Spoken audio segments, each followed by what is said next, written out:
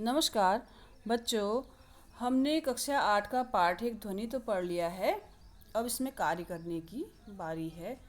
सर्वप्रथम आपने इस कविता को सुंदर अक्षरों में अपनी कॉपी में लिखना है और साथ में चित्र भी बनाना है और इसी प्रकार से कवि का नाम भी लिखिएगा। अब बारी है इसके प्रश्नोत्तरों की। पहला प्रश्न है, कवि को ऐसा विश्वास क्यों है कि उसका अंत अभी नहीं होगा?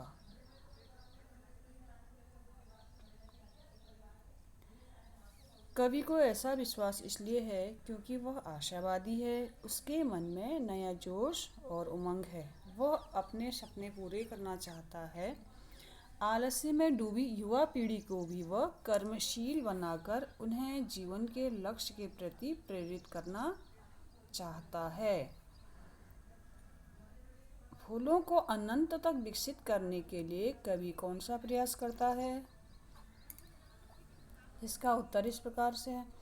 फूलों को अनंत तक विकसित करने के लिए कवि अपने कोमल हाथों को कलियों में फेरकर उनमें नई सुबह जागृत करेगा। उनका आलस्य दूर करके नई ऊर्जा का संचार करेगा।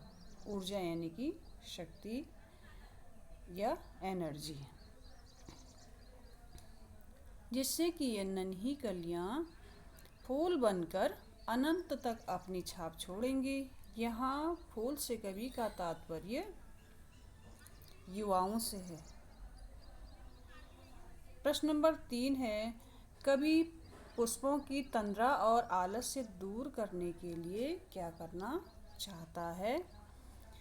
कवि पुष्पों की तंद्रा और आलस्य दूर करने के लिए उनमें अपना हाथ फेरकर उन्हें जगाना चाहता है। वह प्रेरणा रूपी अमृत से उन्हें सींचकर आभावान तथा ऊर्जावान बनाना चाहता है। अब आपने थोड़ा एक्सरसाइज करनी है इस पाठ की।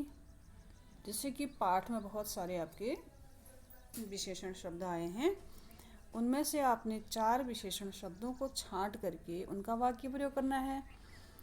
अब बच्चों, विशेषण होता क्या है? विशेषण क्या होते हैं? विशेषण संज्ञा और सर्वनाम की जो विशेषता बताते हैं वो विशेषण कहलाते हैं। जैसे कि पाठ में आया है, कोमल गात, यानी कि गात अर्थात शरीर की विशेषता है कि वह कोमल है।